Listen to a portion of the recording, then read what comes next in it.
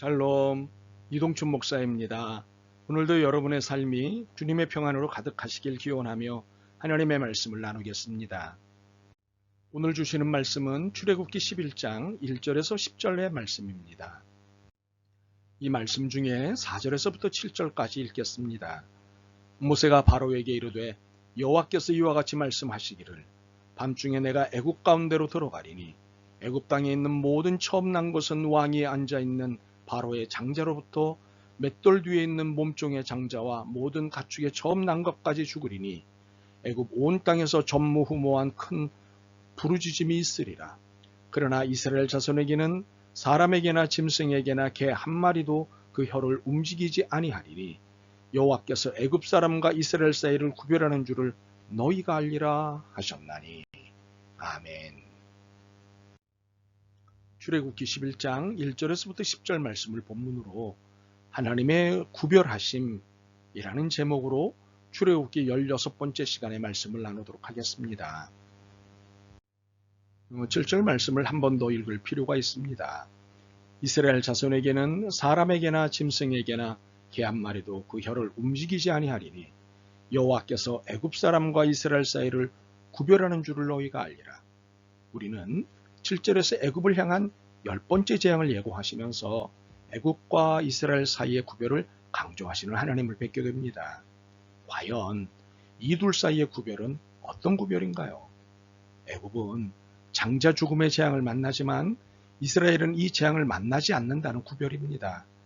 이스라엘에겐 대단히 복된 구별이지요. 똑같은 하늘 아래 살면서 애굽과 이스라엘은 엄청난 차이를 경험하게 되는 것입니다. 애굽은 사망의 그늘에서 이스라엘은 생명의 양지에 있는 것입니다. 그런데 애굽과 이스라엘 사이의 구별이 10번째 재앙에서만 있었던 것은 아닙니다. 이 구별은 10개의 재앙이 진행되어지는 내내 있었습니다. 기록된 말씀인 성경에서는 늘 이 구별을 소개한 것은 아니었지만 10개의 재앙 중 단 하나도 이스라엘에게 미친 재앙은 없었습니다. 넷째 재앙인 파리 재앙이 예고될 때 하나님이 이렇게 말씀하셨습니다.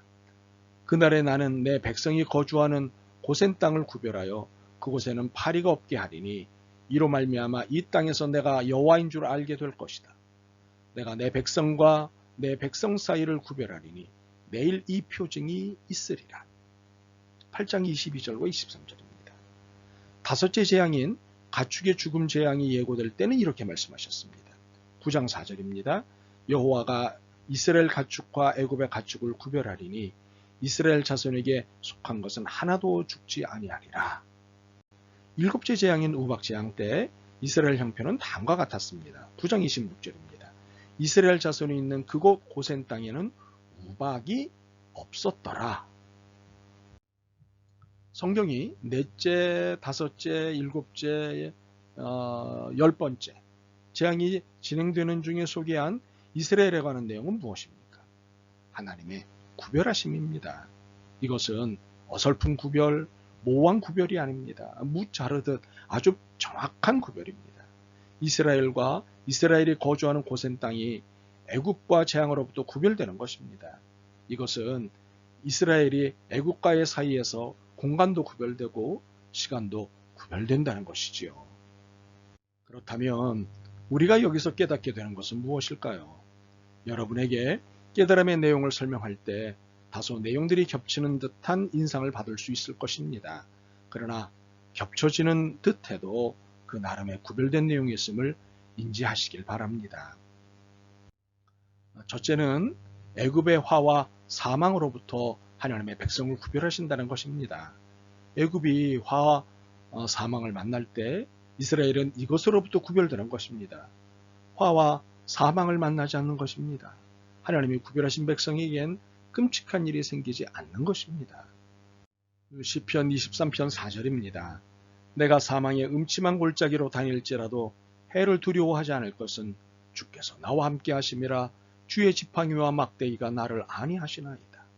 이번에는 시편 121편 5절에서 7절입니다. 여호와는 너를 지키시는 이시라. 여호와께서 내 오른쪽에서 내 그늘이 되시나니 낮에 해가 너를 상하게 하지 아니하며 밤의 달도 너를 해치지 아니하리로다. 여호와께서 너를 지켜 모든 환난을 면하게 하시며 또 내 영혼을 지키시리로다. 이사야 43장 1절과 2절입니다. 야곱아, 너를 창조하신 여호와께서 지금 말씀하시느니라. 이스라엘아, 너를 지으신 이가 말씀하시느니라. 너는 두려워하지 말라. 내가 너를 지명하여 불렀나니 너는 내 것이라. 내가 물 가운데로 지날 때에 내가 너와 함께 할 것이라. 강을 건널 때에 물이 너를 침몰하지 못할 것이며 내가 불 가운데로 지날 때에 타지도 아니할 것이요 너를 사르지도 못하리라. 아멘. 그러므로 애굽의 화와 사망으로부터 여러분을 구별하시는 하나님을 믿고 찬양하시길 바랍니다. 하나님은 애굽에게 내리실 화와 사망을 결코 하나님의 백성에게 내리시지 않으셨습니다. 이 의미는 하나님의 백성은 하나님이 책임지신다는 것입니다. 하나님의 백성을 그 누구에게도 맡기지 않고 하나님이 친히 다스리시고 인도하시고 책임지신다는 것입니다. 그러므로 그 어떤 일이 일어나도 당황하지 마십시오. 하나님을 바라고 기대하십시오. 애굽을 대상으로 일으키신 일이라면 그 일은 여러분에게 그 어떤 해도 입히지 않을 것이기 때문입니다. 두 번째는 구별이 하나님의 주권이지 인간의 주권이 아니라는 것입니다. 애굽과 이스라엘 사이를 구별하신 것은 하나님이십니다. 이는 곧 애굽과 이스라엘 사이를 구별하실 수 있는 분도 하나님이시라는 것이죠. 구별은 구분하여 나눈다는 것입니다. 흙과 백을 나누듯 어둠과 빛을 나누듯 그름과 오름을 나누듯 악과 선을 나누듯 하는 것이 구별입니다. 이를 본문의 의미를 따라 이해하자면 하나님의 백성과 하나님께 속하지 않은 백성 간의 구별입니다. 또는 하나님의 선택한 백성이냐 하나님의 선택하지 않은 백성이냐로 구별되는 것입니다. 이는 앞서도 설명했지만 철저하게 하나님의 주권하에 놓인 것입니다. 그래서 재앙이 누구에게는 임하지만 누구에게는 임하지 않는다는 것이 다 하나님의 주권하에 있는 것입니다. 인간이 마음대로 조정하거나 조절할 수 있는 것이 아닙니다. 인간의 생사화복이 다 하나님의 주권에 있습니다. 그래서 하나님의 주권을 믿는 우리는 하나님을 두려움으로 경외하는 것이지요. 자, 우리가 하나님의 주권을 믿는다면 애굽의 재앙에 대해 구별되어 있다는 사실에 또 다른 사실은 없을까요? 구별된 것이 은혜인 것은 분명합니다. 그러나 이 구별은 긴장이기도 합니다. 아직 재앙을 입지 않은 자로서 재앙을 입은 자에 대해 생각해 보죠. 자, 이 재앙은 나에게 올까요? 안 올까요? 이러한 재앙은 역으로 내게도 올 수 있는 것이기 때문입니다. 구별은 하나님의 주권입니다. 이 주권은 누구에게나 어떤 영역이나 다 허당이 되는 것입니다. 구별되었다는 말은 감사와 두려움의 동사입니다.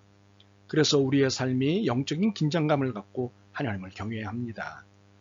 불구경이 재밌다고 말들 하십니다. 그러나 그 불이 우리 집에서 날 수 있다는 사실 또한 잊어서는 안 됩니다. 그러므로 구별되었음을 감사하십시오. 그러나 두려움 또한 놓치지 마십시오. 하나님은 여러분을 사랑하십니다.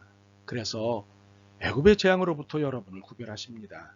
지키시고 보호하시고 챙기십니다. 그러나 이 구별은 두려움으로 하나님을 경외하는 사실이기도 합니다. 그러므로 구별이라는 특기 앞에 구별된 자로 살고자 하는 애씀이 있어야 합니다. 구별된 자였던 삼손이 구별된 자로 살지 못했을 때 그 마지막이 비참했던 것을 기억해야 합니다. 바라기는 구별된 자로 잘 살았으면 좋겠습니다. 언제까지고 말입니다. 아멘. 주님, 저희를 하나님이 구별하셔서 하나님의 자녀가 되게 하심에 감사드립니다. 그러나 이 구별하심이 잘난 체용이 아닌 겸손과 섬김의 의미임을 잊지 않게 도와주옵소서. 예수 그리스도의 이름으로 기도드립니다. 아멘. 오늘도 여러분의 믿음과 삶을 응원합니다. 사랑합니다.